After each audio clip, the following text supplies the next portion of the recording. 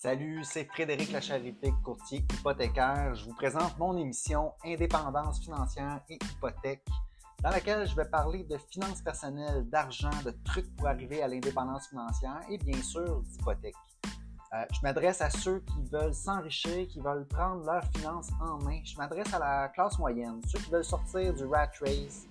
Je vous transmettrai ma formule pour atteindre l'indépendance financière. Donc, je vous invite à vous abonner à ce podcast. Ce sera un honneur pour moi de vous parler d'indépendance financière et d'hypothèque.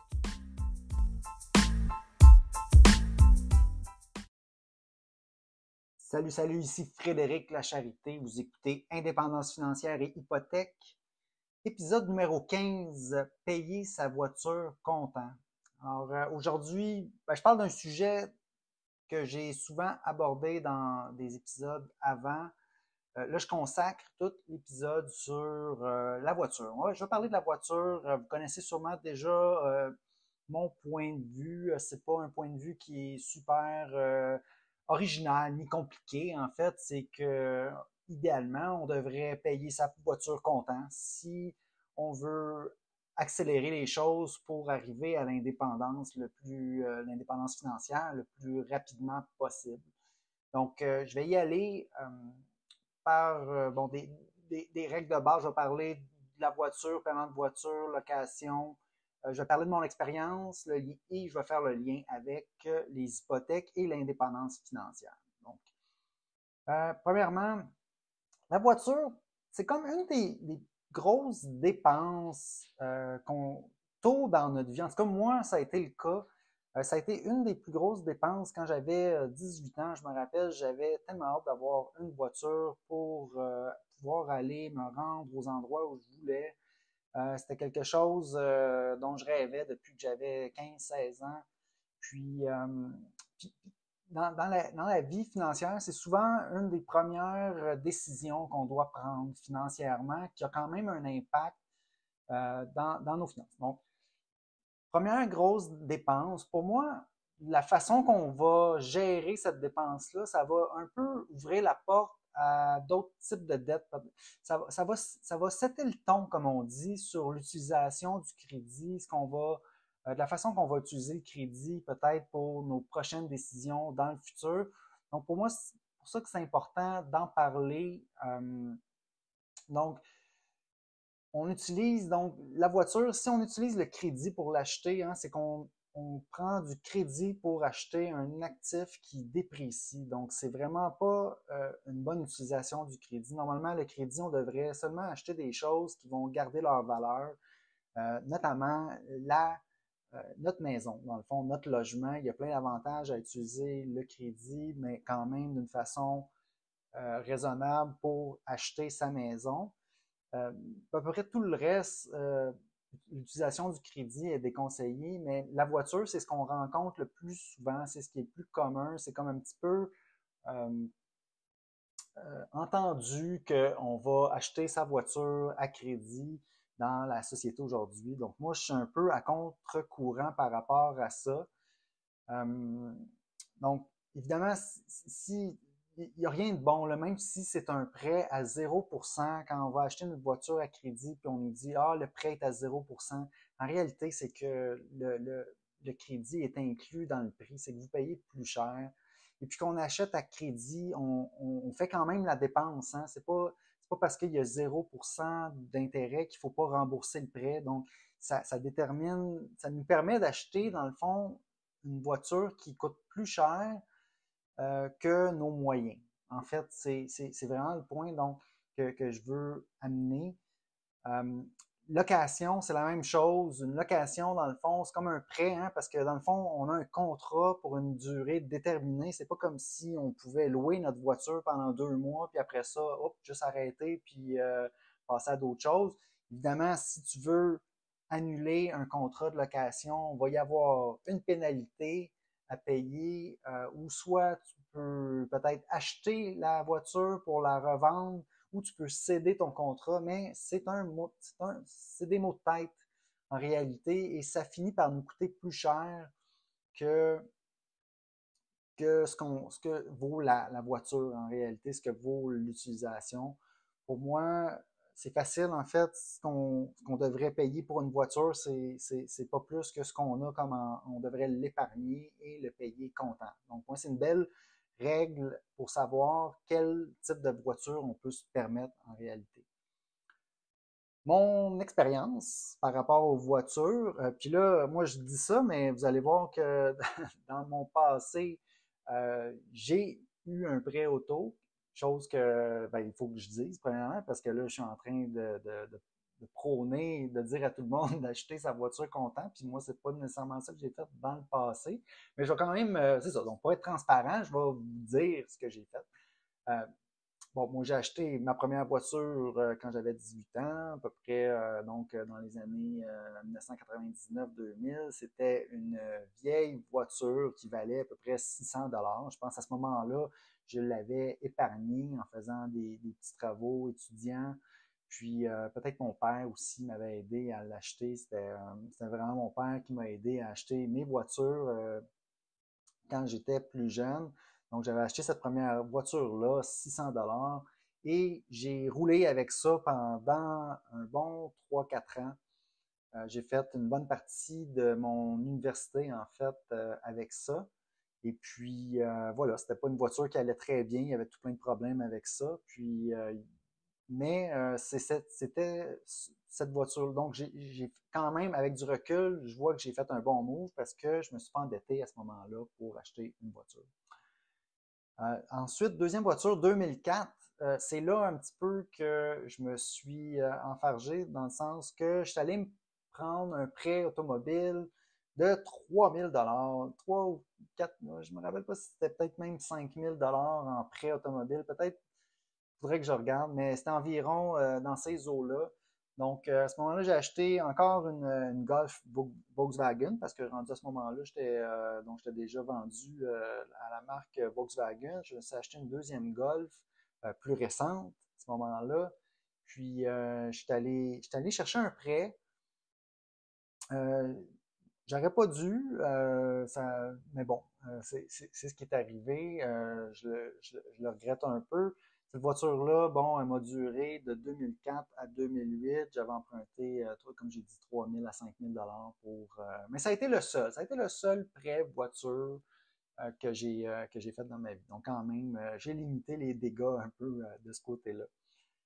Ensuite, 2008, j'ai acheté je pense que j'ai racheté la vieille voiture de mon père, 2000 dollars. Donc, là, si je recule, là, 2004, moi, j'ai commencé à travailler en informatique à temps plein. Là, j'avais terminé mes études. Et puis, quand même, le bon move que j'ai fait, c'est que je me suis acheté une voiture quand même qui était raisonnable, dans le sens que même, c'est pas parce que j'ai commencé à travailler là, que j'avais un salaire qui rentrait à toutes les 2 semaines. Et puis, je me suis pas gâté, comme on dit, là, en allant m'acheter justement une voiture neuve ou une voiture qui avait plus de valeur, pardon. Je suis resté quand même avec donc même si je t'allais emprunter, je me dis, ah, quand même, je suis resté raisonnable dans le prix que j'ai payé pour ma voiture. Donc, 2004 à 2008, donc comme je dis, je travaillais encore, je travaillais en informatique, j'avais fini mon bac à l'université. J'aurais pu décider de me payer, c'est ça, une voiture neuve, quelque chose avec un plus gros paiement. Évidemment, le crédit me le permettait parce que j'avais mon emploi. Mais ce que ça aurait fait, si j'avais décidé ça, c'est que ça m'aurait ralenti dans l'accumulation de la mise de fonds pour ma future maison, la maison que j'ai achetée justement en 2008. Si j'avais eu une plus grosse voiture, ben ça l'aurait ralenti et ça m'aurait ralenti de ce côté-là. Donc, dans un sens, je suis quand même content de cette décision-là. 2008, la même année que j'ai acheté mon condo, encore là, tu vois, le condo, tu vois, il était prioritaire, moi, dans ma vie.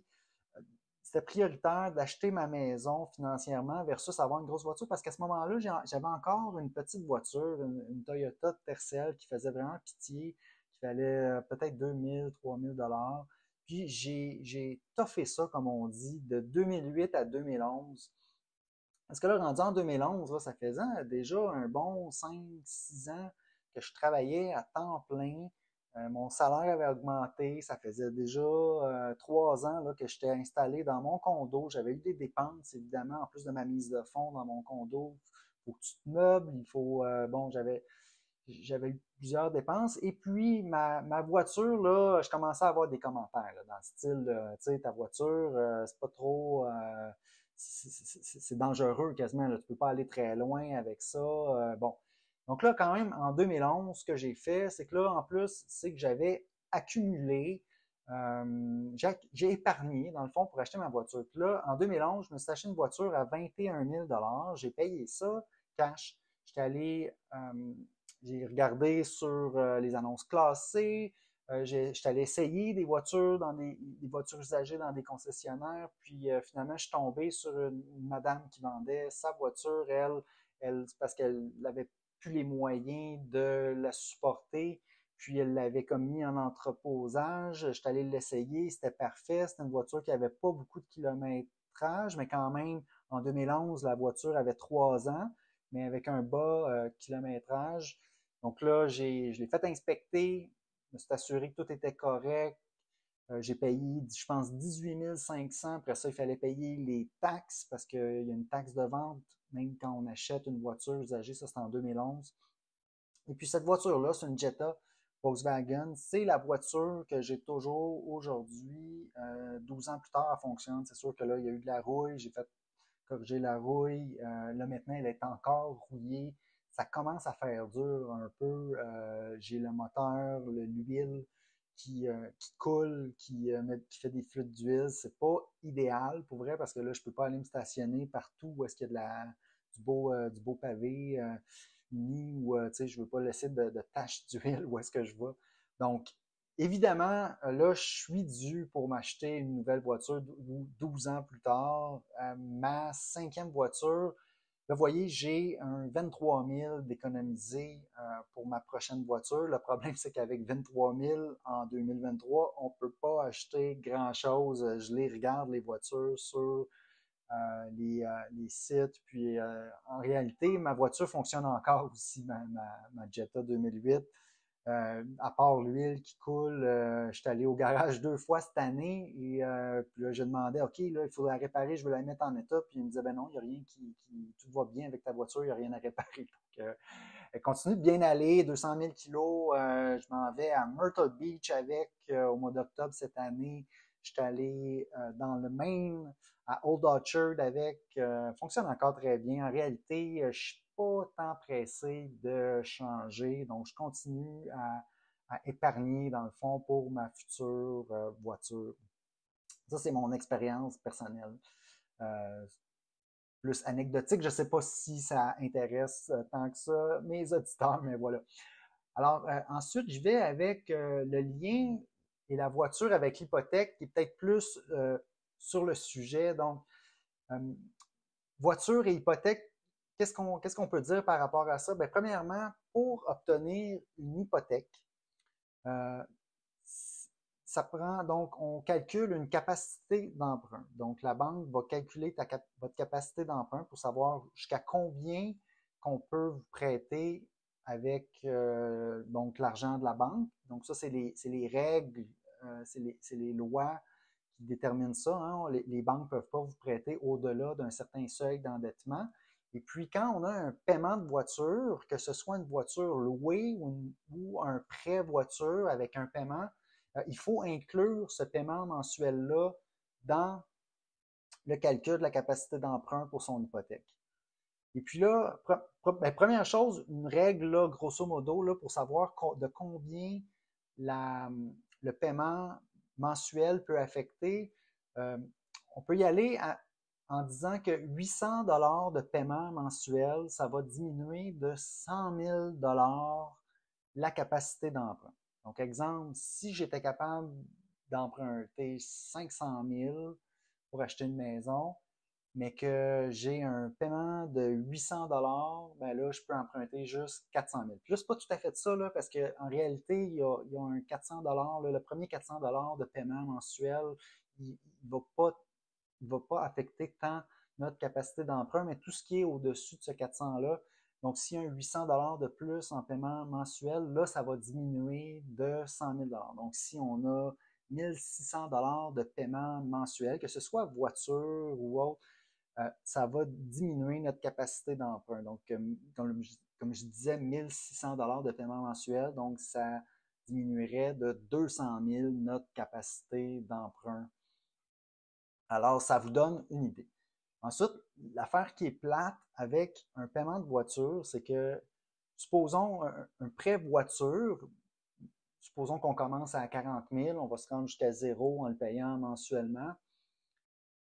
Le problème, c'est que le paiement, lui, va rester le même pendant toute la durée du remboursement. Et puis, c'est le paiement qui est utilisé dans le calcul de la capacité d'emprunt.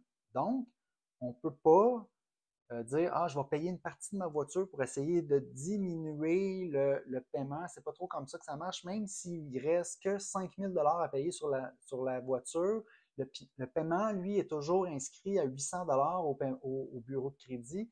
Donc, on doit mettre 800 $ de paiement dans la demande de prêt et ça diminue la capacité d'emprunt.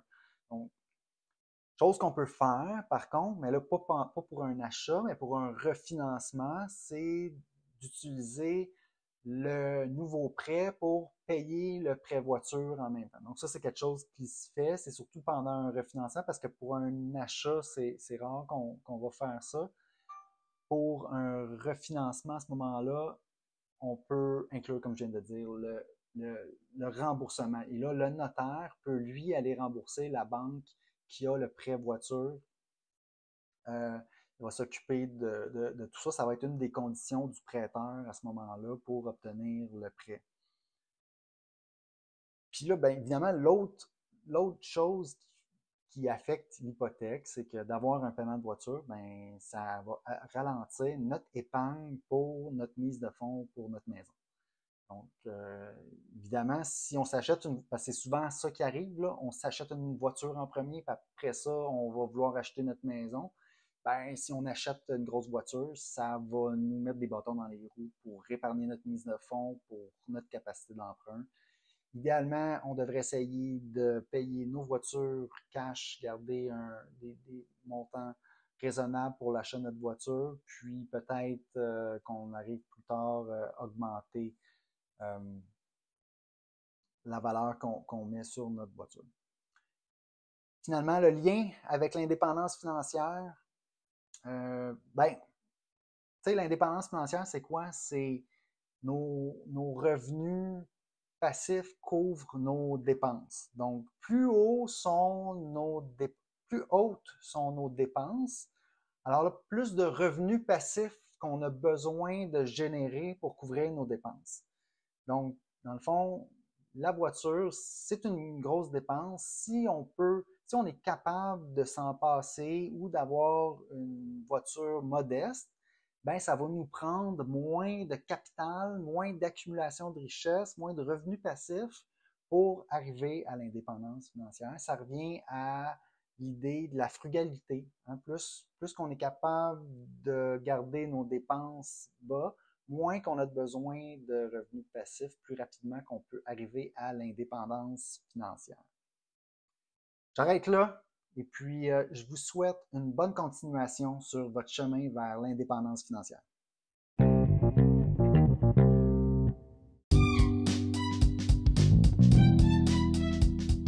Alors, si vous avez apprécié l'émission, je vous invite à vous abonner. J'ai aussi une page Facebook à laquelle vous pouvez vous abonner. Ça s'appelle Frédéric Lacherté, courtier hypothécaire. Vous verrez passer mes publications hypothécaires quotidiennement. Si vous avez des questions ensuite d'hypothèque pour moi, achat, renouvellement, refinancement, n'hésitez pas à communiquer avec moi en prenant rendez-vous. L'adresse parleravecfred.com, c'est un site, ça va vous mener directement sur mon calendrier. Vous pouvez choisir la date, l'heure, choisir le moment qui vous convient pour prendre rendez-vous. Ensuite, par courriel à hypothèque au pluriel, donc hypothèque avec un S, à commercial frédériclacherté.com, téléphone 514-243-8994. Toutes ces infos-là sont disponibles dans les notes de l'émission. Puis ça me fera plaisir de parler d'indépendance financière et d'hypothèque avec vous.